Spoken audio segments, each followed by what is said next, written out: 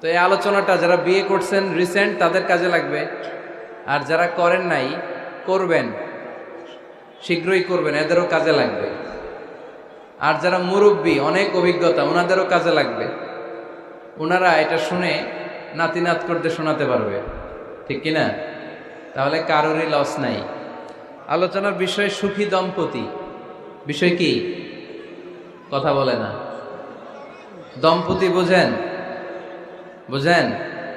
স্বামী আর স্ত্রী বানায় যেজন মিস্ত্রি, সে বড় আজব কারিগর ও মনরে সে বড় কঠিন কারিগর, ঠিক কিনা? পৃথিবীর প্রথম দম্পতি হচ্ছে সাইয়েদনা আদম আলাইহিস সালাম আর হাওয়া আলাইহিস সালাম। পৃথিবীর প্রথম স্বামী আদম আলাইহিস সালাম, প্রথম স্ত্রী হাওয়া আলাইহিস সালাম। ওয়া কুলনা ইয়া আদম উসকুন আনতা ওয়া যাওজুকাল জান্নাহ। আল্লাহ বললেন, আদম তুমি আর তোমার জোড়া বা তোমার স্ত্রী দুজনে মিলে জান্নাতে থাকো। তাহলে ওনারা ছিলেন স্বামী আর স্ত্রী, ঠিক কিনা? তাহলে এই দাম্পত্য সম্পর্কটা এটা জান্নাতি সম্পর্ক। কি সম্পর্ক? উত্তর দিতে হবে দৌলতপুরের ভাইরা। রাগ করছেন আমার সাথে? শীত লাগতেছে? উত্তর দেওয়া যাবে আওয়াজ করে? হ্যাঁ, আওয়াজ করে উত্তর দিবেন, মুখে তালা মেরে বসে থাকা যাবে না। তাহলে পৃথিবীর প্রথম স্বামীর নাম কি? আদম আলাইহিস সালাম। পৃথিবীর প্রথম স্ত্রী হাওয়া আলাইহিস সালাম। এই দাম্পত্য সম্পর্কটা বড় মধুর, বড় গভীর, বড্ড ভালোবাসার, ঠিক কিনা?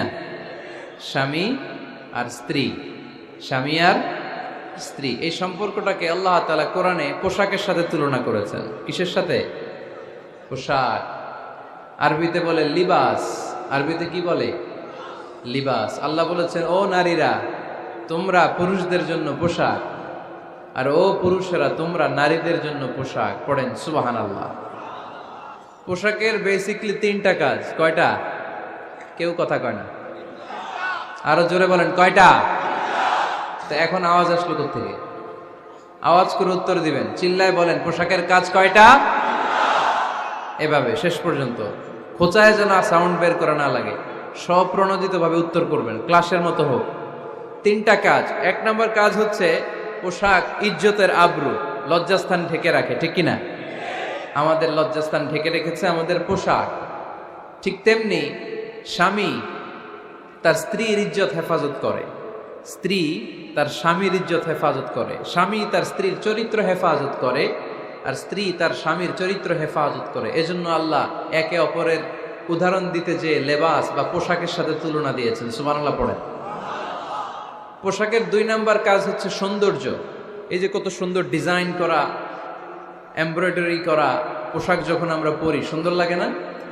তেমনি পুরুষের চোখে নারী সুন্দর, নারীর চোখে পুরুষ সুন্দর, স্বামীর চোখে স্ত্রী সুন্দর, স্ত্রীর চোখে স্বামী সুন্দর। সুবহানাল্লাহ পড়েন।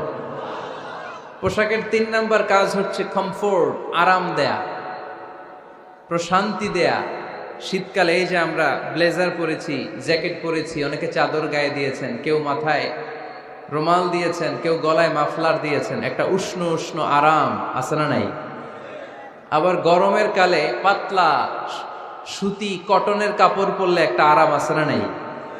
তাহলে পোশাক পরলে যেমনি আমাদের দেহ প্রশান্ত হয়, আরাম পাওয়া যায়, তেমনি স্বামী স্ত্রীর স্পর্শ পেলে সে আরাম পায়, তার হৃদয়টা প্রশান্ত করে দেয় কে? আবার স্ত্রী স্বামীর সঙ্গ পেলে তার মধ্যে প্রশান্তি এনে দেয় কে? এজন্য রব্বুল আলামিন বলেন, হুন্না লিবাসুল লাকুম ওয়া আনতুম লিবাসুল লাহুন্না। ও দুনিয়ার নারীরা, তোমরা হলে পুরুষদের জন্য পোশাক, পুরুষ হলো নারীদের জন্য পোশাক। সুবহানাল্লাহ পড়েন। পোশাক যেমনি ইজ্জত আবরুর হেফাজত করে, তেমনি স্বামী স্ত্রী একে অপরের ইজ্জত হেফাজত করে। পোশাক যেমনি সৌন্দর্য বাড়ায়, স্বামীর চোখে স্ত্রী সুন্দর, স্ত্রীর চোখে স্বামী সুন্দর। পোশাক যেমনি আরাম দেয়, স্বামী তার স্ত্রীর স্পর্শ পেলে, স্ত্রী তার স্বামীর স্পর্শ পেলে হৃদয়ে প্রশান্তি অনুভব করে, ঠিক কিনা? এজন্য দাম্পত্য জীবন, এখানে স্বামীও আছে স্ত্রীও আছে। ইংরেজিতে বলে কাপল, কাপল লাইফ। এই বিশ্ব সভ্যতা নির্মাণে নারী পুরুষ, স্বামী স্ত্রী দুইজনেরই অবদান আছে না নাই? এজন্য সুনানে তিরমিজির বর্ণনায় আল্লাহর হাবিব সাল্লাল্লাহু আলাইহি ওয়াসাল্লাম বললেন, আন-নিসাউ শাকাইকুর রিজাল, নারীরা হচ্ছে পুরুষের কাউন্টার পার্ট, নারীরা হচ্ছে পুরুষের পার্টনার, সহকর্মী, সহযোগী। এই বিশ্ব সভ্যতা নির্মাণে শুধু পুরুষদেরই অবদান নাই, নারীদের অবদান আছে না নাই? এজন্য কাজী নজরুল ইসলাম অসাধারণ লিখেছে, এ বিশ্বে যা কিছু মহান চিরকল্যাণকর, অর্ধেক তার করিয়াছে নারী, অর্ধেক তার নর। তার মানে নর নারী, স্বামী স্ত্রী দুইজনেরই অবদান এই মানব সভ্যতায় আছে না নাই? এই সম্পর্কটাকে আল্লাহ লেবাসের সাথে তুলনা করলেন, মেটাফরিক্যালি, রূপক ভাবে আল্লাহ পোশাকের সাথে তুলনা করলেন। পোশাক যেমনি গায়ের সাথে লেগে থাকে, পোশাক যেমনি চামড়ার সাথে মিশে থাকে, স্বামী স্ত্রীর সম্পর্কটাও এরকম, একাকার, মিলেমিশে, ভালোবেসে একাকার।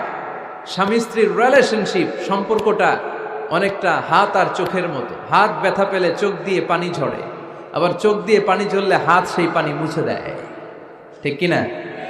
তাহলে সম্পর্কটা কেমন যেন হাত আর চোখের মতো। হাত কেটে গেলে পানি পড়ে কোন দিক দিয়ে? চোখ দিয়ে পানি ঝরে, আবার চোখ দিয়ে পানি ঝরলে চোখের পানি মোছার জন্য হাতের দরকার আছে না নাই? তাহলে একেবারে মিলেমিশে একাকার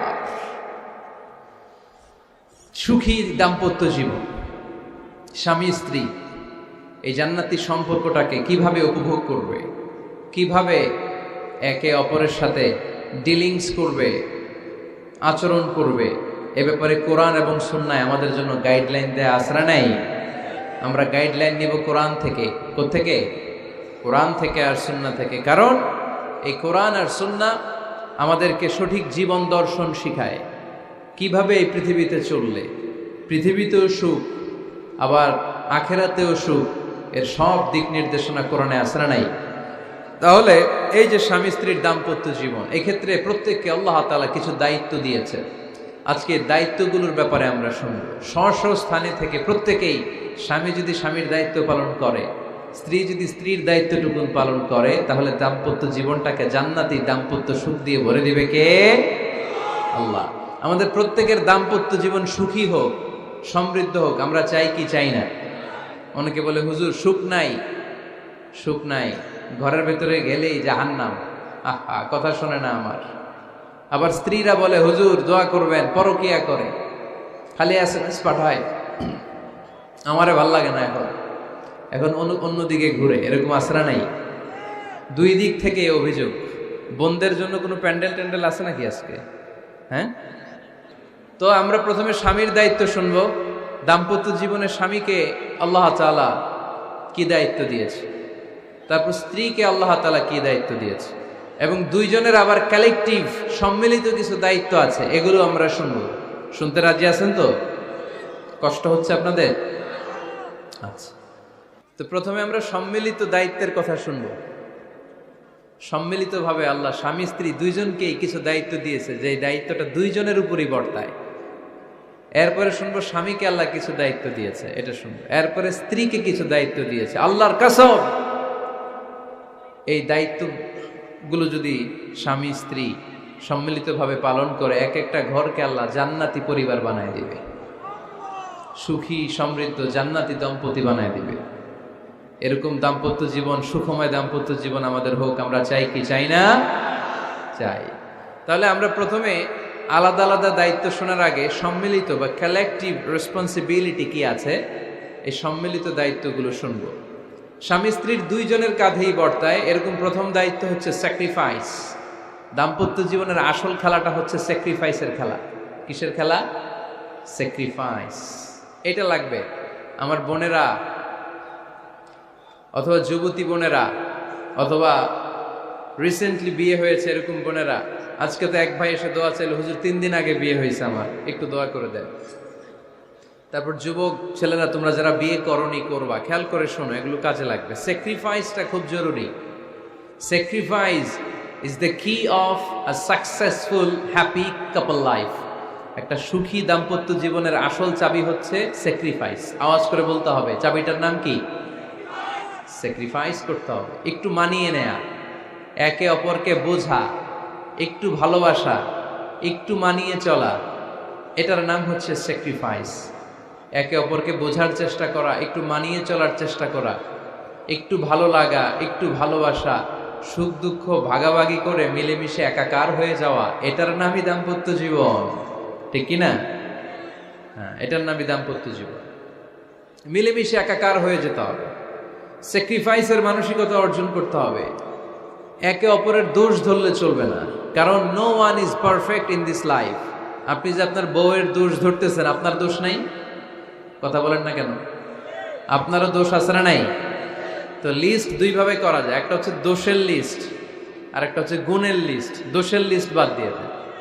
আপনার স্ত্রীর মধ্যে আল্লাহ তাআলা কি কি গুণ দিয়েছে এই গুণগুলোর লিস্ট করুন, দোষের লিস্ট নয়। দাম্পত্য জীবনটাই এমন, কখনো ঝগড়া, কখনো হাসাহাসি, কখনো মেঘ, কখনো বৃষ্টি, আছে না নাই? হয় না এরকম? আপস অ্যান্ড ডাউনস, মাঝে মাঝে একটু ঝগড়া, মাঝে মাঝে আবার ভালোবাসা, আবার খুনসুটি। এগুলো মিলেমিশে একাকার করে স্যাক্রিফাইস দিয়ে একে অপরকে জয় করে নিতে হয়, কারণ no one is perfect in this world. এই পৃথিবীতে কেউই পারফেক্ট না। আপনি আপনার বউয়ের দোষ খুঁজলে আপনারও দোষ আছে না নাই? কেউ দোষমুক্ত নয়। এজন্য দোষ না খুঁজে আমরা স্যাক্রিফাইস করব। দাম্পত্য জীবনের এটাকে সুখী সমৃদ্ধ করার এক নাম্বার চাবিকাঠি হচ্ছে স্যাক্রিফাইস। তাহলে সুখী দাম্পত্য জীবনের এক নাম্বার চাবির নাম কি? স্যাক্রিফাইস। চিল্লায় বলতে হবে, সেটা কি? দাম্পত্য জীবনকে সুখী করার দুই নাম্বার কালেকটিভ ফর্মুলা হচ্ছে ঝগড়া করা যাবে না। ঝগড়া আপনারা করেন নাকি ভাবির সাথে? ভাবির সাথে ঝগড়া করেন কে কে? দেখি হাত তোলেন।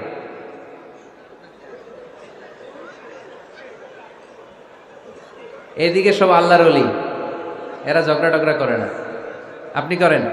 এই সাহসী সন্তান আছে কিছু, মাশাআল্লাহ। ঠিক আছে, বেশি করেন না আবার। হ্যাঁ ঠিক আছে, ঠিক আছে, তোমরাও করো, বুঝছি, আপনারাও করেন। ওকে, না ঝগড়া করা যাবে না। একজন ঝগড়া শুরু করলে আরেকজন চুপ থাকতে হবে। দুইজনই ঝগড়া করলে, দুইজন রেগে গেলে ঝামেলা আসরা নাই। স্বামী রেগে গেলে স্ত্রী চুপ, স্ত্রী কখনো রেগে গেলে স্বামী চুপ, দুইজনই রেগে গেলে তৃতীয় বিশ্বযুদ্ধ, ঠিক কিনা? এজন্য ঝগড়া করতে দেয়া যাবে না, কারণ এই ঝগড়া, সামান্য ঝগড়া থেকে এই ঝগড়া বাড়তে বাড়তে এটা বিচ্ছেদের দিকে গড়ায়, ডিভোর্স হয়ে যায়। এরকম কত কেস যে আমার কাছে আসে, কত কেস যে আমার কাছে আসে যে হুজুর ছোট্ট ঝগড়া থেকে আমাদের মধ্যে ঝগড়া বাড়তে বাড়তে ইগো প্রবলেমের কারণে বিচ্ছেদে গড়ায়। আর এই ঝগড়া একটু শুরু হলে ইবলিস শয়তানের কাজ হচ্ছে পালে বাতাস দেয়। কি দেয়? পালে বাতাস পেলে এটা দাউ দাউ করে উঁচু হয়ে ওঠে। আগুনের মধ্যে যেমনি কেরোসিন ঢাললে দাউ দাউ করে জ্বলে, সামান্য ঝগড়ার ছোতা পেলে ইবলিস শয়তান খালি দাউ দাউ করে এই ঝগড়ার আগুনকে জ্বালিয়ে দেয়, ঠিক কিনা? এজন্য ঝগড়া করবেন না, মেহেরবানি করে ঝগড়া শুরু করবেন না। যে কোনো মূল্যে এই ঝগড়াকে থামায় রাখতে হবে। তো ফ্যামিলিতে ঝগড়া অনেক সময় হয়ে যায়, কিন্তু একজন ঝগড়া করলে আরেকজন চুপ থাকতে হবে। ঝগড়া নিয়ে একটা মজার গল্প আছে, শুনবেন? ঝগড়া নিয়ে যে গল্পটা, সেটা হচ্ছে এক স্বামী ওয়াজ শুনে বাড়িতে গেছে রাত 11টায়। তো বাড়ির কাছাকাছি যেতে না যেতে, স্ত্রীর আবার স্বভাব হচ্ছে রাতের খাবারটা স্বামীর সাথে একসাথে খায়, আলাদা খায় না। তো বাড়ির সামনে যেই স্বামী ফোন দিছে ওয়াইফকে, এই শুরু করার আগে দরজাটা খোলো, আমি চলে আসছি। তো ওয়াইফ এসে দরজা খুলে দিছে। এবার স্বামী ঘরে ঢুকে বলে, শুরু করার আগে রাতের খাবারটা দিয়ে দাও টেবিলে, খেয়ে ফেলি। স্ত্রী বেচারি ডাইনিং টেবিলে খাবার দিয়েছে, হাজব্যান্ড বেচারা ওয়াশরুম থেকে ফ্রেশ হয়ে ডাইনিং টেবিলে বসেছে, স্ত্রীও বসেছে। তো খুব বড্ড গরম।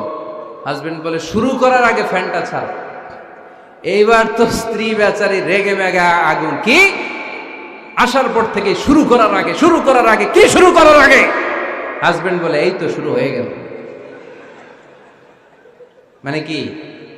ঝগড়া। মানে কি? ঝগড়া। প্রিয় ভাইয়েরা, ঝগড়া করবেন না।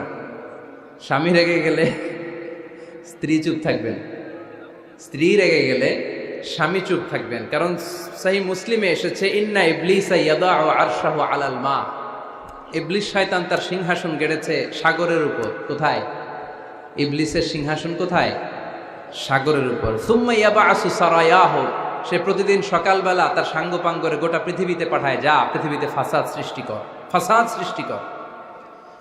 ইবলিস যখন সাঙ্গপাঙ্গদেরকে গোটা পৃথিবীতে ছড়িয়ে দেয়, সারাদিন ধোকা দেওয়ার পরে, ওয়াসওয়াসা দেওয়ার পরে রাত্রিবেলা ইবলিসের কাছে ফিরে আসে, এসে বলে, ও ইবলিস, আমি আজকে আল্লাহর বান্দাদেরকে দিয়ে মিথ্যা কথা বলিয়েছি। ইবলিস বলে, এটা তো কোনো ব্যাপারই না, এগুলোই তো তোদের কাজ। আরেক শয়তান বলে, আমি ওজনে কম দিয়েছি একজনের মাধ্যমে বাজারে। ইবলিস বলে, এটাও তেমন বড় কোনো কাজ নয়। আরেকজন বলে, আমি সুদের ডিলিংস করিয়েছি। ইবলিস বলে, এটাও কোনো কাজ নয়। আরেক শয়তান বলে, আমি মদের আড্ডাখানায় নিয়ে মসজিদে যেতে নিয়েছিল, সেখান থেকে সরিয়ে মদের আড্ডাখানায় আল্লাহর বান্দাদেরকে নিয়েছি। ইবলিস বলে, এইটাও তেমন বড় কোনো কাজ নয়। আরেক শয়তান এসে বলে, মা তারাকতুহু হাত্তা ফাররাকতু বাইনাহু ওয়া বাইনা ইমরাআতিহি, আমি এক আল্লাহর বান্দার সাথে বান্দির ঝগড়া লাগিয়ে ঝগড়া করাতে করাতে তালাক পর্যন্ত নিয়ে গিয়েছি।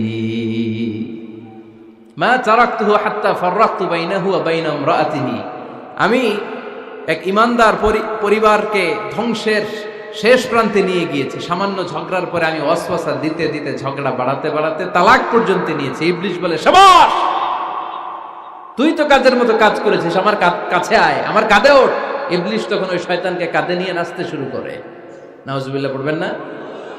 এজন্য ইমানদারদের সংসার ভেঙে খান খান হোক, এটা হলে ইবলিস খুশি, আর ইমানদারের পরিবার টিকে থাকলে আমার আল্লাহ খুশি। আমরা কার খুশি চাই? এজন্য শয়তানরে খুশি হতে দেয়া যাবে না। ইমানদারদের পরিবারগুলো ঝগড়ার মাধ্যমে ভেঙে যাক, সব সময় শয়তানের মিশন এটা। আর ইমানদারদের পরিবারগুলো টিকে থাক, এটা আমার আল্লাহ সব সময় চায়। সুবহানাল্লাহ পড়েন। এজন্য দৌলতপুরের ভাইরা ঝগড়া করবেন না। ঝগড়া কিন্তু নবী রাসূলদের পরিবারেও ছিল, আল্লাহ রাসূল সাল্লাল্লাহু আলাইহি ওয়াসাল্লামের পরিবারেও ঝগড়া ছিল। এটা স্বাভাবিক, দাম্পত্য জীবনের খুব সিম্পল ইস্যু। একজন রাগ করলে আরেকজন থেমে যাবে। পারবেন? কি হলো, পারবেন না? আল্লাহর হাবিব সাল্লাল্লাহু আলাইহি ওয়াসাল্লামের সাথে আম্মা জান আয়েশার ঝগড়া হতো। মজার একটা হাদিস শুনে, সহিহ বুখারীর হাদিস, মুসনাদে আহমদ ইবনে হাম্বলও এসেছে এই হাদিসটা। আম্মা জান আয়েশার সাথে ঝগড়ার পর আম্মা জান আয়েশাও রাগ, আল্লাহ রাসূল সাল্লাল্লাহু আলাইহি ওয়াসাল্লামও রাগ। এখন রাগ মেটানোর দরকার আছে না নাই? আল্লাহ রাসূল সাল্লাল্লাহু আলাইহি ওয়াসাল্লাম বললেন, আয়েশা চলো মিটমাট করে ফেলি। সুবহানাল্লাহ কইবেন না? চলো মিটমাট করি। তো কারে ডাকবো মিটমাটের জন্য? ওমর রে ডাকি। আম্মা জান আয়েশা বলে, না, ওমর গলিব, ওমর খুব মেজাজ ওয়ালা, আমার ডর লাগে। তোমার আব্বারে ডাকি। আব্বারে ডাকেন, আব্বারে ডাকেন। খুশি হয়ে গেছেন আম্মা জান আয়েশা রাদিয়াল্লাহু। আবু বকর রাদিয়াল্লাহু চলে আসলেন, দাঁড়ালেন। এবার বিষ্ণু সাল্লাল্লাহু আলাইহি ওয়াসাল্লাম বললেন, তাতাকাল্লিমিন আও আতাকাল্লাম, কি ঘটছে আমাদের মাঝে, তুমি বলবা না আমি বলবো? আম্মা জান আয়েশা বললেন, তাতাকাল্লামু আনতা ওয়ালা তাকুল ইল্লা হাক্কান, আপনিই বলেন, তবে সত্য ছাড়া মিথ্যা বললেন না।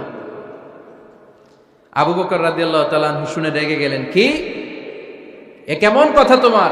নবীকে উদ্দেশ্য করে তুমি বলছো সত্য ছাড়া মিথ্যা বলবেন না, নবী কখনো মিথ্যা বলবে নাকি? রেগে মেয়ের গায়ে মেরেছে এক চর।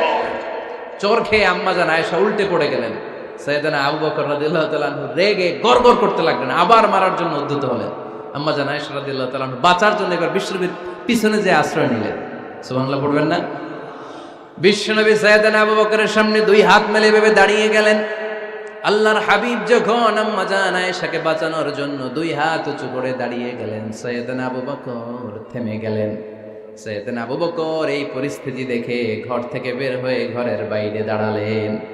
এবার আল্লাহর রাসূল সাল্লাল্লাহু আলাইহি ওয়াসাল্লাম আম্মা জান আয়েশাকে তুললেন, বললেন, ইয়া আয়েশা কাইফা রাআইতিনি আনকাসতুকি মিনার রাজুল, দেখলা নাকি কেমন করে আমি তোমার বাবার হাত থেকে তোমারে বাঁচালাম? আজকে আমি যদি সামনে দাঁড়িয়ে না বাঁচাতাম, তোমার বাবা তোমারে একেবারে মেরেই ফেলতো। সুবহানাল্লাহ পড়ে। দেখছো আয়েশা, আমি বাঁচাইলাম তোমারে, আমার সাথে ঝগড়া করো, আমি বাঁচাইলাম। এই কথা শুনে আম্মা জান আয়েশা রাদিয়াল্লাহু তাআলা লজ্জায় পড়ে হেসে দিলেন। সুবহানাল্লাহ পড়বেন না? এত আস্তে সুবহানাল্লাহ। লজ্জায় হেসে দিলেন। বিশ্বনবী সাল্লাল্লাহু আলাইহি ওয়াসাল্লাম এবার হেসে দিলেন। দুইজনের হাসাহাসি শুনে বাইরে থেকে আবু বকর রাদিয়াল্লাহু তাআলা আনহু হাসির আওয়াজ শুনে অবাক, কি রে এতক্ষণ যুদ্ধ, এখন আবার হাসি? কেন হাসে দেখার জন্য সাইয়েদনা আবু বকর রাদিয়াল্লাহু তাআলা আনহু ঘরের ভেতরে ঢুকলেন, ঢুকে দেখেন আম্মা জান আয়েশাও হাসে, বিশ্বনবীও হাসে। সাইয়েদনা আবু বকর হেসে দিলেন, আরশের উপর থেকে খুশি হয়ে গেলেন কে? এবার সাইয়েদনা আবু বকর বলেন, ইয়া রাসূলুল্লাহ, ইয়া হাবিবাল্লাহ, আশরিকানি ফি সিলমিকুমা কামা আশরাকতুমানি ফি হারবিকুমা। নবী গো, আপনাদের দুইজনের মধ্যে যুদ্ধ লাগলে যেমনি মিটমাট করার জন্য আপনি আমারে ডাকেন, আপনাদের এই আনন্দ ঘন মুহূর্তগুলোতে শরীক হওয়ার জন্য মাঝে মাঝে আমারে ডাইকে। সুবহানাল্লাহ পড়েন। আপনাদের মধ্যে যুদ্ধ লাগলে সন্ধি করার জন্য যেমনি আমারে ডাকেন, আপনারা যখন আনন্দ ঘন পরিবেশ এরকম খুনসুটি করেন, হাসাহাসিতে মেতে ওঠেন, তখন একটু আমারে রাইখেন। সুবহানাল্লাহ পড়বেন না? দেখেন, আল্লাহ রাসূল সাল্লাল্লাহু আলাইহি ওয়াসাল্লাম পৃথিবীর সবচাইতে শ্রেষ্ঠতম মানুষ। উনাদের পরিবারেও ঝগড়া হতো, কিন্তু এই ঝগড়া কোনোদিন তালাক পর্যন্ত গিয়েছে? কথা বলেন না কেন? আল্লাহর হাবিব সাল্লাল্লাহু আলাইহি ওয়াসাল্লাম তার কোন স্ত্রীকে তালাক দিয়েছেন? প্রায় আম্মা জান আয়েশার সাথে রাগারাগি হতো। আল্লাহর হাবিব সাল্লাল্লাহু আলাইহি ওয়াসাল্লাম বলতেন, আয়েশা, কখন তুমি রেগে থাকো সেটাও আমি জানি, কখন তুমি আমার উপর খুশি থাকো সেটাও আমি জানি। ইয়া আয়েশা, ইন্নী লা আ'লামু ইযা কুনতি আন্নী রাদিয়া ওয়া ইযা কুনতি আলাইয়া গাদবা। আয়েশা, কখন রেগে থাকো তাও বুঝি, কখন খুশি থাকো তাও বুঝি। আম্মা জান আয়েশা বললেন, ইয়া রাসূলুল্লাহ, কেমনে বোঝেন? বিশ্বনবী বললেন, তোমার দোয়ার বাক্যগুলো শুনো বুঝি। যখন তুমি আমার উপরে খুশি থাকো তখন দোয়ার সময় তুমি এভাবে বলো, ওয়া রাব্বি মুহাম্মদ, ও মুহাম্মাদের রব, আপনি আমাদের সব গুনাহ মাফ করে দেন। আর যখন তুমি আমার উপর রেগে থাকো তখন তুমি মুনাজাতের সময় বলো, ওয়া রাব্বি ইব্রাহিম, ইব্রাহিমের রব, আপনি আমাদেরকে ক্ষমা করে দেন। তার মানে যখন তুমি রেগে থাকো তখন দোয়ার সময় আমার নামটা মুখে নিতে চাও না।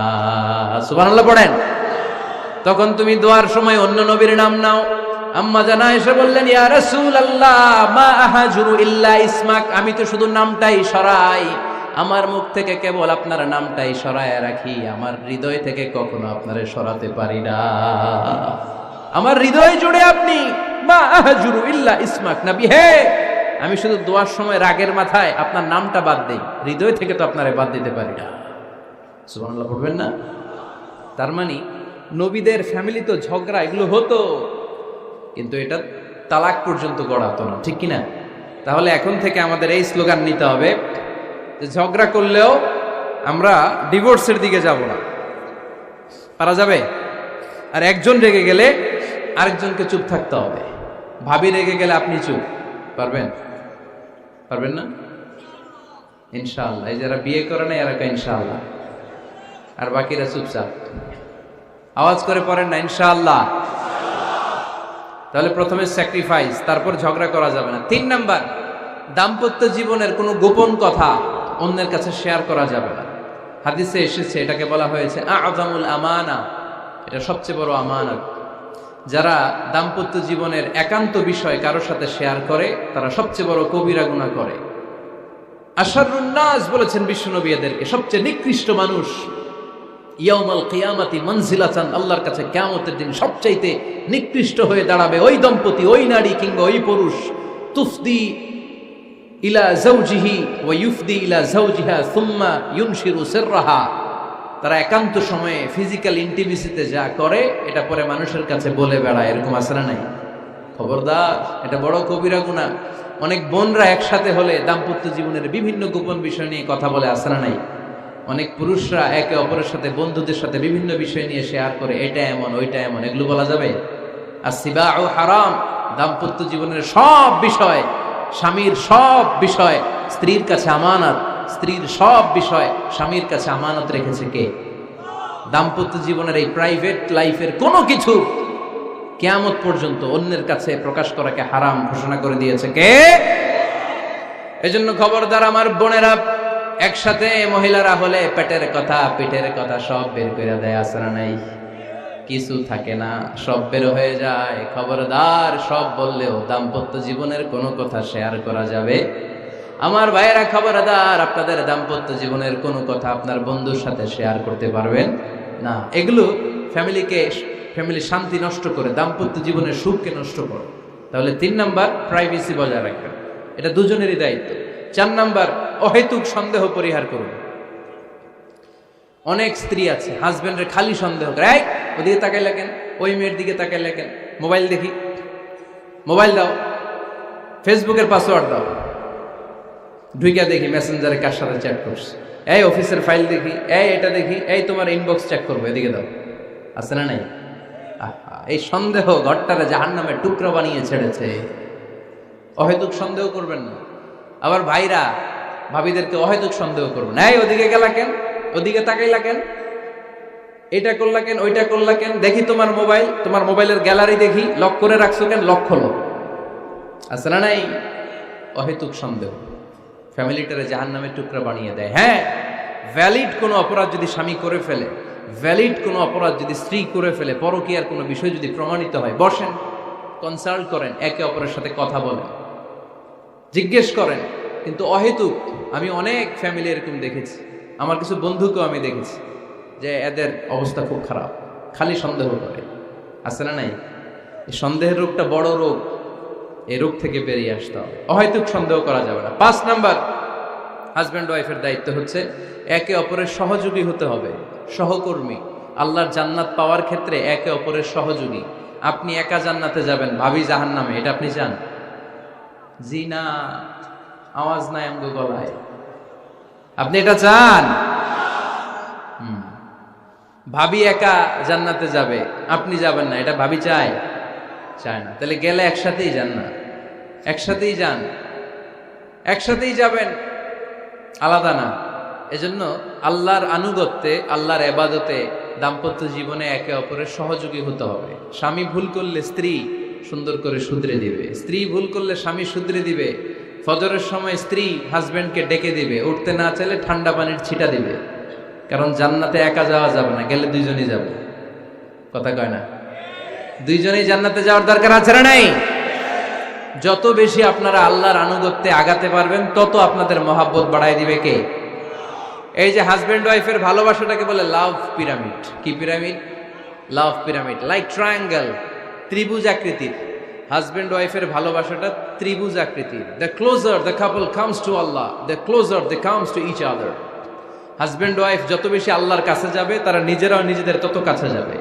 হাজবেন্ড ওয়াইফ আল্লাহর সম্পর্ক থেকে যত দূরে সরে যাবে, তারা নিজেরাও নিজেদের থেকে তত দূরে সরে যাবে। ঠিক কিনা? ত্রিভুজ চিনেন আপনারা? হ্যাঁ, এই জিওয় কয়েকজন জিওয়, আপনারা ত্রিভুজ চিনেন না? চিনি, জিওয়।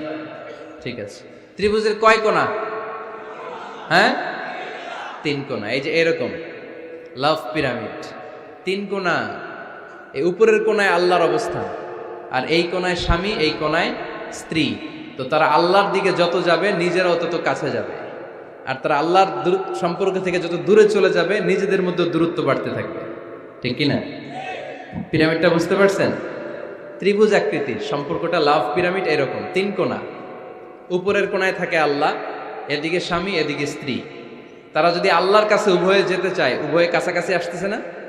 কথা বলেন না কেন? আর আল্লাহর আনুগত্য, ইবাদত থেকে দুইজন যদি দূরে সরে যায়, তাহলে দুজনের দূরত্ব বাড়িয়ে দেয় কে? এজন্য স্বামী হবে স্ত্রীর সহযোগী, সহকর্মী। নামাজের সময় একে অপরকে ডেকে দিবেন, মোবাইলে অ্যালার্ম দিয়ে রাখবেন। স্বামী স্ত্রীরে ডাকেন, স্ত্রী স্বামীরে ডাকেন। স্বামী স্ত্রীকে কোরআন তেলাওয়াত শোনাবেন, স্ত্রী স্বামীরে কোরআন তেলাওয়াত শোনাবেন। ফ্যামিলিটারে জান্নাতি ফ্যামিলি বানায় দিবে কে? তাহলে এই 5টার দায়িত্ব কালেকটিভ রেসপন্সিবিলিটি, স্বামীর উপরও বর্তায়, স্ত্রীর উপরও বর্তায়। এগুলো মেনে চললে দাম্পত্য জীবন সুখকর করে দিবে কে? মনোযোগ আছে? কষ্ট হচ্ছে? এবার আমরা হাজবেন্ডের দায়িত্ব শুনব। হাজবেন্ডের প্রথম দায়িত্ব হচ্ছে, হাজবেন্ড হচ্ছে caretaker of the family, in charge, protector. আর রিজালু কাওয়ামুনা আলান নিসা। আল্লাহ বললেন স্বামী হলো তার স্ত্রীর ইনচার্জ, প্রোটেক্টর। স্ত্রীকে সুরক্ষা দিবে, স্ত্রীকে টেক কেয়ার করবে, স্ত্রীর দায়িত্বে থাকবে। এই দাম্পত্য জীবনের দুইজনের সংসারকে, সংসারের মধ্যে স্বামীকে দায়িত্বশীল বানিয়েছে কে?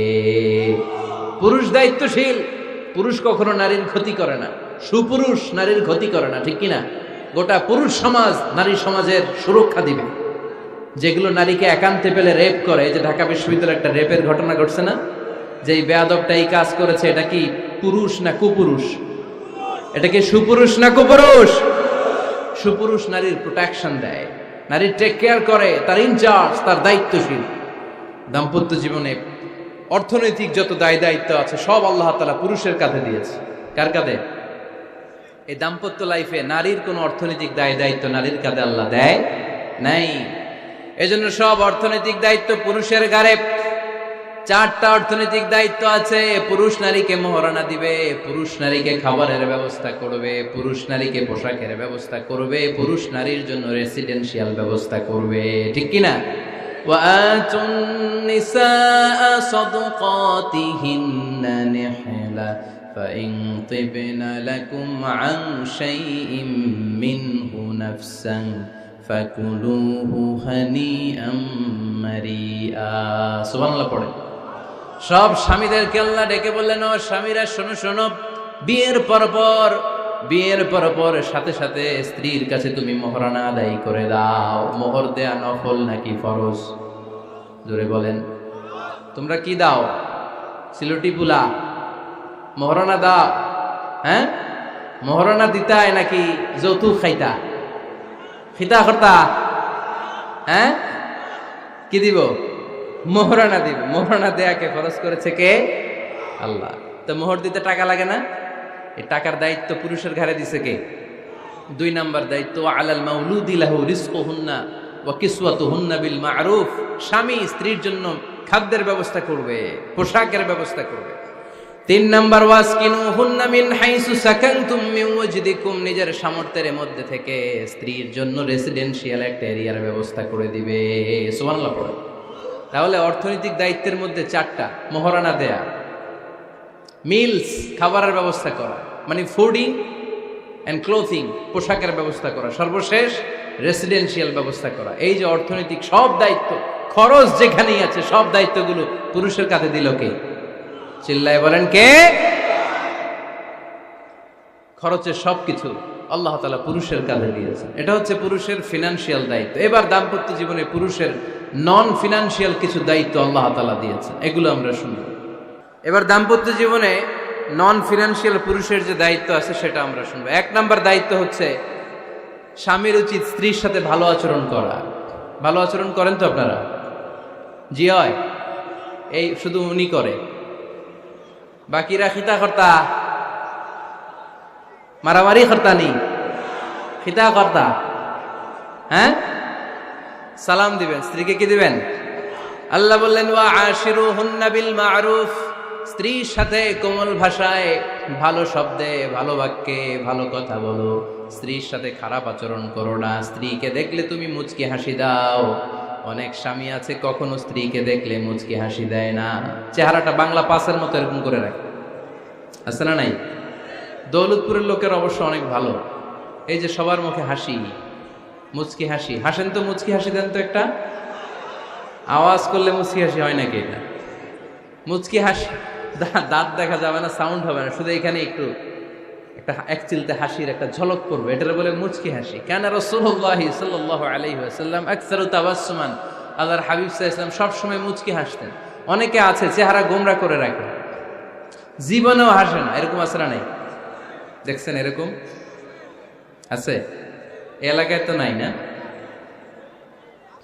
আছে। হাসবেন, হাসবেন। মুচকি হাসতে পয়সা লাগে না, পয়সা লাগে, এজন্য হাসবেন। আল্লাহর হাবিব সাল্লাল্লাহু আলাইহি ওয়াসাল্লাম বলেছেন, ফাস্তাউসু বিন-নিসাই খায়রা, নারীর সাথে ভালো আচরণ করো। নারীদেরকে বাঁকা পাঁজরের হাড় দিয়ে তৈরি করা হয়েছে। এই হাড়কে সোজা করতে গেলে ভেঙে যাবে, রেখে দিলে বাঁকাই থেকে যাবে। তো কি করতে হবে? ফাস্তাউসু বিন-নিসাই খায়রা, কোমল আচরণ করো। আবার আল্লাহর হাবিব সাল্লাল্লাহু আলাইহি ওয়াসাল্লাম বললেন, রিফকাম বিল কাওয়ারিদ, নারীদেরকে কাচের তৈজসপত্র, বাসনের সাথে, গ্লাসের সাথে আল্লাহর হাবিব সাল্লাল্লাহু আলাইহি ওয়াসাল্লাম তুলনা করলেন। কাচের তৈজসপত্র, কাচের গ্লাস, কাচের প্লেট যেমনি আস্তে তুলতে হয়, আস্তে রাখতে হয়, নারীদের সাথে এরকম কোমল আচরণ করার আদেশ দিয়েছে কে? কাচের গ্লাস, তৈজসপত্র, জগ কিভাবে রাখেন আপনারা? খুব জোরে এরকম থপাস করে নাকি? উঠানোর সময় থপাস করে উঠান? খুব স্মুথলি এটা ধরতে হয়, স্মুথলি এটা রাখতে হয়। তেমনি নারীদের সাথেও স্মুথলি আচরণ করবেন। নারীদেরকে যত আপনি কোমল মোলায়েম ভাষায় কথা বলতে পারবেন, তারা তত আপনার কথা শুনবে। যত সুন্দর সুন্দর কথা, নারীকে, স্ত্রীকে বলবেন, তুমি আমার সব, তুমি আমার কৈতরী, তুমি আমার টুনটুনি, তুমি আমার ময়না পাখি, তুমি আমার সোনা পাখি। ওই যে কয় কলিজা, তার মানে প্র্যাকটিস চলে বাসায়।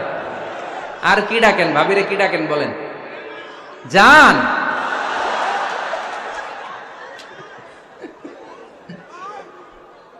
জান ডাকেন। আর ভাবি কি ডাকে আপনাদেরকে? বাবু। কি ডাকে? বাবু ডাকে। আর কি ডাকে? হ্যাঁ, বেবি। পোলাপান কত দুষ্ট দেখছেন, বেবি ডাকে নাকি? স্বামী স্ত্রীর মধ্যে এই সোহাগপূর্ণ, এই ভালোবাসাপূর্ণ এই ডাকাডাকিতে কোনো গুনাহ নাই, আছে সওয়াব। এগুলো দাম্পত্য জীবনকে সুখময় করে, ঠিক কিনা? তাহলে স্ত্রীদের সাথে কোমল আচরণ করতে হবে, 1 নাম্বার দায়িত্ব। 2 নাম্বার দায়িত্ব, স্ত্রীর সেক্সুয়াল ডিজায়ারকে ফুলফিল করতে হবে। সেন্সিটিভ, যেগুলো ব্যাখ্যা করে বোঝানো কঠিন। আপনারা বুঝবেন যারা ম্যাচিউরড, মোর দেন 18 ইয়ার্স, যারা 18+ যাদের বয়স, সেক্সুয়াল ডিজায়ার ফুলফিল করা হাদিসে এসেছে, এটা স্বামীর দায়িত্ব। ফিজিক্যাল ইন্টিমেসির সময় নিজের ডিজায়ার ফুলফিল হলেই কুইট না করা, সময় দেয়া, এটা আবশ্যক। এই বিষয়েও প্রত্যেক স্বামীর খেয়াল রাখা দরকার। সংক্ষেপে শেষ করে দিলাম।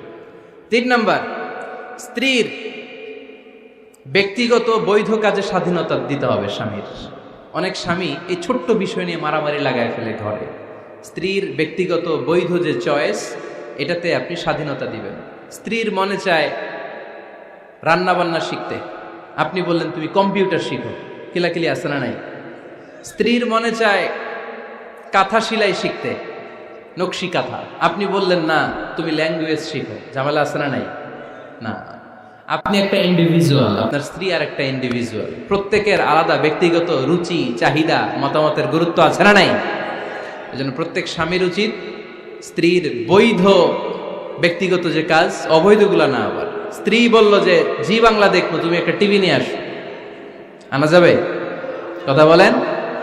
স্ত্রী বলল চলো পহেলা বৈশাখে আমরা নাচানাচি করব তুমি আর আমি মিলে, এটা মানা যাবে না। স্ত্রীর ব্যক্তিগত বৈধ কাজের স্বাধীনতা দেয়া। আম্মা জান আয়েশা রাদিয়াল্লাহু তাআলা আনহা বলেন, ওয়া কানা লি সাওয়াহিবু ইয়ালআবনা মাই, বুখারীর বর্ণনা। আমি যখন আল্লাহর হাবিব সাল্লাল্লাহু আলাইহি ওয়াসাল্লামের বাড়িতে বউ হয়ে আসলাম, আমার কিছু খেলার সাথী ছিল। আমি কাপড় দিয়ে পুতুল বানাতাম আর ঘোড়া বানাতাম, এগুলো দিয়ে খেলতাম। আমার সাথীরা আসলে রাসূল সাল্লাল্লাহু আলাইহি ওয়াসাল্লাম ঘরের পর্দা নামিয়ে দিয়ে আমার জন্য ঘরটা ছেড়ে দিত। সুবহানাল্লাহ কইতে পারলেন না? আল্লাহর হাবিব সাল্লাল্লাহু আলাইহি ওয়াসাল্লাম কখনো বলতেন না আয়েশা তোমার বান্ধবীরা যেন ঘরে না আসে, কখনো বলতেন না আয়েশা আমি নবী মানুষ, তুমি নবীর বউ, তুমি কেন পুতুল দিয়ে খেলো, তুমি যেন কাপড় দিয়ে পুতুল বানাও, কেন ঘোড়া বানাও, এগুলো বন্ধ করো। কোনদিন বিশ্বনবী আম্মা জান আয়েশা রাদিয়াল্লাহু তাআলা আনহার পুতুল খেলায় বাধা দেন নাই, সাথীদের সাথে খেলাধুলায় কখনো বাধা দেন নাই। সুবহানাল্লাহ পড়েন। ছোট্ট মেয়েদের জন্য কাপড়ের পুতুল দিয়ে খেলাধুলা করা এটা জায়েজ, কারণ ছোট্ট মেয়েরা দেখবেন পুতুল বানায়, এটার দুধ খাওয়ায়, এটার জন্য রান্না করে, এটার গোসল করায়। এটাকে ছোট্ট মেয়েদের জন্য পুতুল খেলা জায়েজ রাখা হয়েছে এজন্য, কারণ তারাই কিছুদিন হবে এই প্রজন্মের মা। তাদের সন্তানদেরকে কেমন করে লালন পালন করবে তার একটা প্র্যাকটিস খেলার ছলেই ছোটবেলায় হয়ে যায়। সুবহানাল্লাহ পড়েন। এজন্য 3 নাম্বার দায়িত্ব স্ত্রীর ব্যক্তিগত হালাল যে কাজগুলো আছে, তার ব্যক্তিগত এই ভালো কাজগুলোতে আপনার স্বাধীনতা দিতে হবে, বাধা দেয়া যাবে না। 4 নাম্বার দায়িত্ব, স্ত্রীর প্রশংসা করবেন। কি করবেন? প্রশংসা। আমরা খালি দোষ খুঁজি, তোমার রান্না ভালো না, তোমার চেহারা ভালো না, তোমার বাপ ভালো না, তোর মা ভালো না, তোর 14 গোষ্ঠী খারাপ, আছে না নাই? তো এই বেডি আপনারা ভালোবাসবে? এই বেডি তো আজীবন আপনার বদনাম করবে, ঠিক কিনা? কোনোদিন তারে আপনি প্রশংসা করলেন না, প্রশংসা করবেন। স্ত্রীর চেহারার প্রশংসা করেন, যে তুমি সুন্দর, তুমি সুন্দরী, এরকম বলেন, খুশি হবে না? হ্যাঁ, তুমি সুন্দর তাই চেয়ে থাকি, সে কি মোর অপরাধ? কোনো অপরাধ নাই, ইচ্ছা মতো গাইতে থাকেন স্ত্রীর শানে গান, সব আসারা নাই।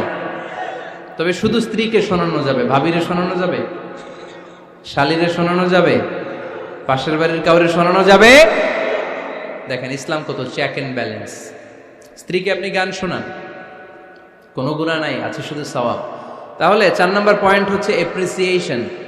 সারাদিন এই মহিলাটা ফজরের পর থেকে উঠে ঘর গোছায়, মশারিগুলো খোলে, বিছানা পরিষ্কার করে, বাচ্চাদেরকে ক্লিন করে, স্কুলের টিফিন রেডি করে দেয়, বাচ্চাদেরকে স্কুলে যেতে দেয়, আপনার জন্য খাবার রেডি করে, কাপড় ধোয়, ঘরের সবাইকে দেখভাল করে। একদিনও আপনি তার এপ্রিসিয়েশন করলেন না। এরকম ডাকাইত স্বামী আছে না নাই? দৌলতপুরে নাই, এখানে সব ভালো।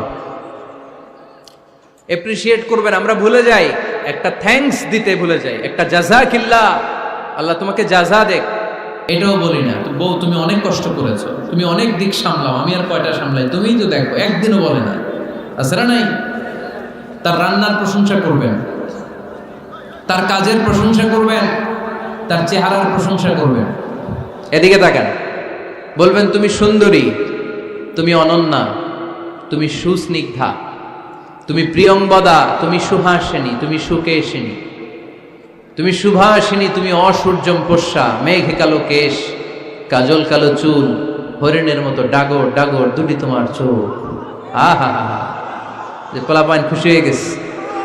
আহা হা, ওরা মুখস্থ রাখতেছে, বলবে এগুলা। বিয়ে করে নাই কিন্তু এখনো, তো জায়গা মতো বলবা। গার্লফ্রেন্ডে বলো না আবার। কাকে বলবা? স্ত্রীকে। কাকে? স্ত্রীকে। পারা যাবে না? একটু এপ্রিসিয়েশন দেওয়া যাবে না ওনাদেরকে? একটু প্রশংসা করবেন। প্রশংসা পেলে নারীরা বড্ড খুশি হয়। যদি আপনি বলেন যে তোমার রান্নাটা আজকে অসাধারণ হয়েছে, দেখবেন আরেক বাটি আইনা দিতেছে, খাইতে পারতেছে না, এরপর পাতে তুলে দেয়, আরেকটু খাও, আরে খাও না। আছে না নাই? ওই যে প্রশংসা করছেন, খুশি হয়ে গেছে তো। আপনি 10,000 টাকার বান্ডিল দিয়ে আপনার বউকে যত খুশি করতে না পারবেন, রান্না মজা হয়েছে এইটা বলে আপনি অনেক বেশি খুশি করতে পারবেন। আল্লাহর হাবিব সাল্লাল্লাহু আলাইহি ওয়াসাল্লাম কখনো স্ত্রীদের রান্নার বদনাম করে নাই। সুবহানাল্লাহ পড়বেন না? আওয়াজ করে পড়েন সুবহানাল্লাহ। আজ থেকে স্ত্রীর সৌন্দর্যের প্রশংসা করবেন, কাজের প্রশংসা করবেন, রান্নার প্রশংসা করবেন, এপ্রিসিয়েশন দিবেন। পারবেন তো? রান্নার প্রশংসা নিয়ে মজার একটা গল্প আছে, শুনতে চান? তো রান্নার প্রশংসা নিয়ে যে মজার গল্পটা আপনাদের শোনাতে চাই, এদিকে তাকান, মনোযোগী হন। আমার ওয়াজ শুনে এক লোক মনে মনে নিয়ত করছে যে আয়রে, জীবনে তো রান্নার প্রশংসা করলাম না, আজকে রান্নার প্রশংসা করব। তো মাহফিল শেষে বাসায় গেছে, স্ত্রী তাকে খাবার দিয়েছে, স্বামী খাবার খায় আর মিটি মিটি হাসে। স্ত্রী বলে, এই মাহফিল শুনে আসছো, রাত বাজে 12টা, খাচ্ছ ভালো কথা, হাসো কেন? তো স্বামী বলে, হাসি এর কারণ হচ্ছে তোমার রান্নাটা আজকে এত মজা হয়েছে না, জীবনে আজকে বাড়াই বাড়াই পেতেছে, তো জীবনে এত মজার রান্না খাই নাই। রান্না মজা হয়েছে শুই না। স্ত্রী তো রেগে গেছে, কি গত 10 বছর ধরে তোমারে রান্না করে খাওয়াই, একদিনও রান্নার প্রশংসা করলা না, আর আজকে পাশের ঘরের ভাবি একটু গরুর গোশতের তরকারি পাঠাইছিল বাটিতে করে, পাশের ঘরের ভাবি একটু আমাদের বাড়িতে তরকারি পাঠাইছিল, তো ওই তরকারি দিয়েই তোমাকে খাবার দিছি, আজকে আর রান্নাটার আমি করি নাই। তো ওই বেটির রান্না তোমার এত ভাল লাগছে, এই 10 বছরে একদিনও কইলা না, আজকে এটা কইলা, খাও খাও, তোমার মজার খাওয়া, আর রান্ধুম না। তো প্রশংসা করলে বুঝে শুনে করবেন, একটু এনশিওর হবেন যে রান্নাটা করছিল কে। তা না হইলে কিন্তু ঘরে চুলায় আগুন জ্বলবে না, টানার রোজা রাখা লাগবে, ঠিক কি না? তো 4 নাম্বার গেল এপ্রিসিয়েশন, একটু এপ্রিসিয়েশন দিবেন। আল্লাহর হাবিব সব সময় স্ত্রীদের প্রশংসা করতেন। সেই বুখারীর বর্ণনা, আল্লাহর হাবিব বলেন, ইন্না ফাদলা আয়েশা আলান নিসা কাফাদলি সারিদ আলা সাইরিত তাআম। আরব ভূখণ্ডের মধ্যে সব খাবারের উপরে সারিদ খাবার যেমনি সেরা, দুনিয়ার সব নারীদের মধ্যে আমার আয়েশা তেমনি সেরা। সারিদ একটা খাবার আছে। আমি যখন মিশরে পড়তাম আল আজহার ইউনিভার্সিটিতে, আমাদের ইউনিভার্সিটিতে সরকারের পক্ষ থেকে সরকারিভাবে খাবার দেয়া হতো। আমাদের খাবারের খরচ বহন করতেন ওমানের সুলতান কাবুস। এই গত 3-4 দিন আগে ইন্তেকাল করেছেন, নাম শুনছেন আপনারা? প্রায় 40 বছরেরও বেশি মনে হয়, 45 বছর বা 50 বছরের লম্বা সময় উনি ওমানের প্রেসিডেন্ট ছিলেন। উনি আমাদের খাবারের খরচটা বহন করতেন। কিছুদিন আগে ইন্তেকাল করেছেন। আমরা ওনার জন্য দোয়া করি আল্লাহ তাআলা এই সুলতান কাবুসের জীবনের গুনাহগুলো মাফ করে নিক, ওনার সমস্ত খেদমত আল্লাহ কবুল করে নিক। তো আমাদের আল আজহার ইউনিভার্সিটির হোস্টেলে ঈদের দিন একটা খাবার দিত, এটার নাম ছিল সারিদ। রুটি আর গোশত এগুলোকে ম্যাশড করে একটা স্তর বানাতো, এটা কেটে কেটে আমাদেরকে দিত, এটাকে বলে সারিদ। আরব দেশে সবচেয়ে দামি খাবার। আমাদের দেশে যেমনি পোলাও, গরুর রেজালা, রোস্ট, এগুলো খুব উন্নত খাবার ধরা হয়, বিয়েতে সার্ভ করা হয়। আরব দেশে ওইটাকে বলে সারিদ, শ্রেষ্ঠ খাবার। আল্লাহর হাবিব বললেন সব খাবারের মধ্যে যেমনি সারিদ সেরা, নারীকুলের মধ্যে তেমনি আমার আয়েশা সেরা। দেখেন কেমনে এপ্রিসিয়েট করতেন। আম্মা জান আয়েশাকে তিনি সব সময় আদর করে হামায়রা বলে ডাকতেন। হামায়রা মানে লাল সুন্দরী বউ। কি সুন্দরী? আম্মা জান আয়েশা রেগে গেলে গাল দুটো আনার ফলের মতো লাল হয়ে যেত, এজন্য ডাকতেন ও আমার লাল সুন্দরী বউ। সুবহানাল্লাহ কইতে পারলেন না? আবার আম্মাজান খাদিজাতুল কুবরা তাহেরা রাদিয়াল্লাহু তাআলা আনহার ব্যাপারে বলতেন ইন্নী ক্বাদ রুজিকতু হুব্বাহা। সহিহ মুসলিমের বর্ণনায় তিনি বলতেন খাদিজার ভালোবাসা আল্লাহ তাআলা আমার হৃদয়ে রিজিক হিসেবে দিয়েছে। আওয়াজ করে পড়েন আল্লাহু আকবার। তো এইজন্য এপ্রিসিয়েট করবেন। 5 নাম্বার হচ্ছে আপনার ভালোবাসা স্ত্রীকে প্রকাশ করুন। এক ছাদের নিচে আজীবন বসবাস, 20 বছর হয়ে গেছে এদের সংসার, একদিনও মুখ ফুটে বলতে পারে নাই তোমারে ভালোবাসি। পারছেন? হ্যাঁ, কে কে পারছেন? দেখে হাত তোলেন। হাত অর্ধেক তুলে আবার নামায়, ভেজাল আছে, ঠিক কিনা? ভালোবাসি বলছিলেন? কারে বলছিলেন? ভাবিকে না গার্লফ্রেন্ডকে? হ্যাঁ, স্ত্রীকে বলবেন, নিজের স্ত্রীকে বলবেন আই লাভ ইউ। কি বলবেন? কথা বুঝে না বোধহয়। কি বলবেন? সবাই বলেন কি বলবেন? মুরব্বী একজনও কয় না, কয় এতদিন কইছি না, অহনো কম না। বলবেন, ভালোবাসা প্রকাশ করবেন। স্ত্রীরা এটা খুব চায়, স্বামীর পক্ষ থেকে এই খুনসুটিগুলো খুব পছন্দ করে। আপনি আজকে যে বলেন, দেখবেন ফ্যামিলির সুখ বাড়তে শুরু করছে।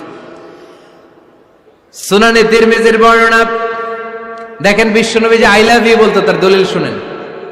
সাহাবারা জিজ্ঞেস করলেন ইয়া রাসূলুল্লাহ মান আহাব্বুন নাস ইলাইক, ও নবী কারে সবচেয়ে বেশি ভালোবাসেন? Who do you love the most? নবী কাকে সবচেয়ে বেশি লাভ করেন আপনি? সাহাবারা প্রশ্ন করলেন ইয়া রাসূলুল্লাহ কাকে লাভ করেন বেশি? আল্লাহর হাবিব সাল্লাল্লাহু আলাইহি ওয়াসাল্লাম বললেন আয়েশা, আয়েশা রে। সুবহানাল্লাহ কইবেন না? সাহাবারা বললেন ওমিনার রিজাল, পুরুষদের মধ্যে কারে বেশি পছন্দ করেন? বিশ্বনবী বললেন আবুহা, আয়েশার বাবারে। সাইয়েদনা আয়েশা রাদিয়াল্লাহু তাআলা আনহার বাবার নাম কি? আবু বকর। কি নাম? আবু বকর। আল্লাহর হাবিব সাল্লাল্লাহু আলাইহি ওয়াসাল্লাম বললেন সবচেয়ে বেশি লাভ করি আয়েশাকে। সাহাবারা বললেন ওমিনার রিজাল, পুরুষদের মধ্যে কারে বেশি লাভ করেন? আল্লাহর হাবিব সাল্লাল্লাহু আলাইহি ওয়াসাল্লাম বললেন আয়েশার বাবারে। সুবহানাল্লাহ পড়েন। আম্মা জান আয়েশাকে বিশ্বনবী এত ভালোবাসতেন। আম্মা জান আয়েশা পেয়ালার যেইখানে ঠোঁট লাগিয়ে দুধ পান করতেন, বিশ্বনবী পেয়ালার ওই জায়গাটা খুঁজে খুঁজে ওই জায়গায় ঠোঁট লাগিয়ে দুধ পান করতেন। আম্মা জান আয়েশা রাদিয়াল্লাহু তাআলা না গোশত খেয়ে হাড্ডি চষে হাড্ডিটা রেখে দিলে বিশ্বনবী আম্মা জান আয়েশার চষা হাড্ডিটা মুখে নিয়ে আবার চষতে শুরু করে দিতেন। পড়েন সুবহানাল্লাহ।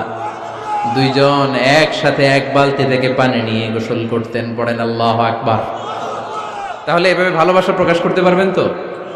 6 নাম্বার স্বামীর দায়িত্ব হচ্ছে গৃহস্থলী ছোটখাটো যে কাজ আছে এই কাজগুলোতে হেল্প করা। আমরা অনেক সময় এগুলোর লজ্জা মনে করি। আল্লাহর হাবিব সাল্লাল্লাহু আলাইহি ওয়াসাল্লাম আমাদের মডেল। আল্লাহর হাবিব সাল্লাল্লাহু আলাইহি ওয়াসাল্লাম ঘরের কাজে সাহায্য করতেন। আল্লাহর হাবিব সাল্লাল্লাহু আলাইহি ওয়াসাল্লাম ঘরের কাজে সাহায্য করতেন। আপনারা ঘরের কাজে সাহায্য করেন তো? আম্মা জান আয়েশা বলেন বিশ্বনবী নিজ হাতে জুতা সেলাই করেছেন, নিজ হাতে জামা সেলাই করেছেন।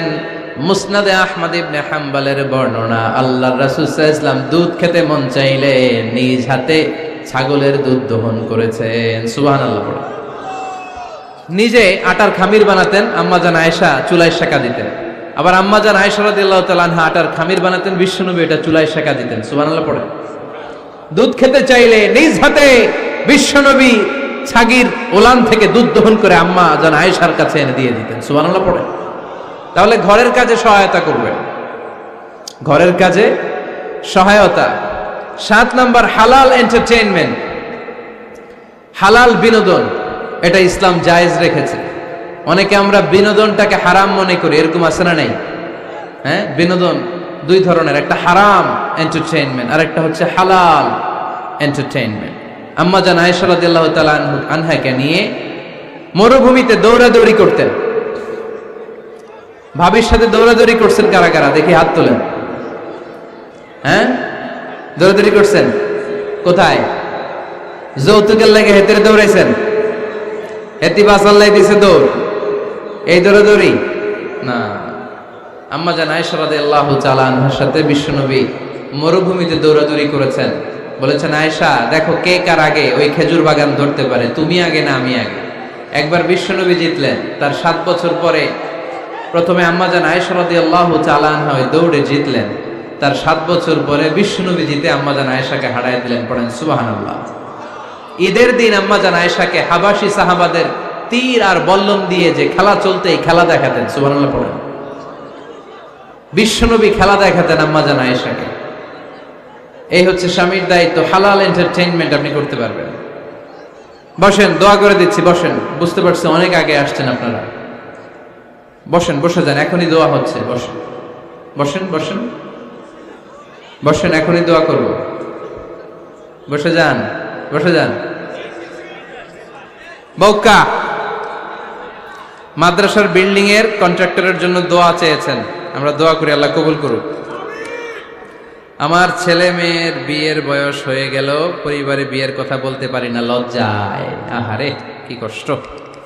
মনে করি পরে করে, এটা বললে তারা বলবে এখনো বয়স হয় নাই বিয়ের, পরিবার থেকে বিয়ের কথা চিন্তা করে না। এ ব্যাপারে কিছু বলুন। কিছু বললাম। এই সমস্যা পুরো বাংলাদেশের। ছেলে মেয়েদেরকে সময় মতো বিয়ে দেয় না। ইউটিউবে এই নিয়ে আমার কথাবার্তা পাবেন, শুনে নিয়ে।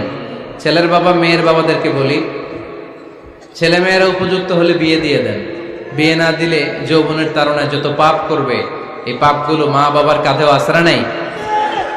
আচ্ছা, 8 নাম্বার স্বামীর দায়িত্ব হচ্ছে, স্বামীর দায়িত্ব বলেই এখন দোয়া। স্ত্রীর মতামতের গুরুত্ব দিবেন। অনেক স্বামী আছে বাজার করতে গেলে নিজের যেটা মন চায় ওইটাই কিনে, আছড়া নাই। নিজে গরু খাবে, খাসি খাবে, খালি ওইটাই কিনে। আপনার বউ হয়তো পছন্দ করে আচার, পছন্দ করে জলপাই, আমড়া, এগুলো আনে না, আছড়া নাই। খোঁজ খবর নেবেন। অনেকে ফ্ল্যাট কিনতে মনে চায়, হুট করে কিনে ফেলে না। ভাবিরে জিজ্ঞেস করবেন কোন দিকে কিনলে ভালো হয়, ওয়াশরুমটা কোন দিকে দিতে হবে, কিচেনটা কোন দিকে দিলে সুবিধা, জানালাগুলো কোথায় দিলে সুবিধা, এগুলো সব ডিসাইড করে নেবেন। এই কারণেই দাম্পত্য জীবনে সুখ নাই। 9 নাম্বার, একসাথে সময় কাটাবেন। 6 মাসের বেশি কোনো লোক তার স্ত্রীর অনুমতি ছাড়া বাইরে যে প্রবাস জীবন কাটাতে পারবে না।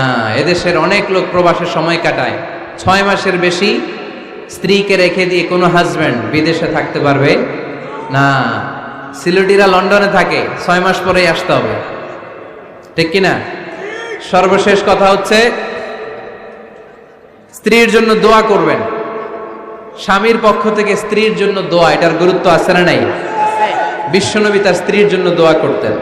স্ত্রীর জন্য দোয়া করবেন, রব্বানা হাব লানা মিন আজওয়াজিনা ওয়া যুররিয়াতিনা কুররাতা আ'য়ুন ওয়াজআলনা লিল মুত্তাকিনা ইমামা। ও আল্লাহ, আমার স্ত্রীদেরকে, আমার সন্তানদেরকে আমার চক্ষু শীতলকারী বানিয়ে দেন। পড়েন আমিন।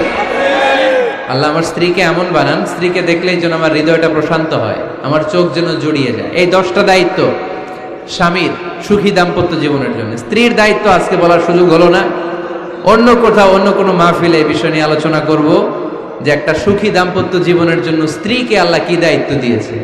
এই দায়িত্বগুলো আপনারা ইউটিউব থেকে শুনে নেবেন।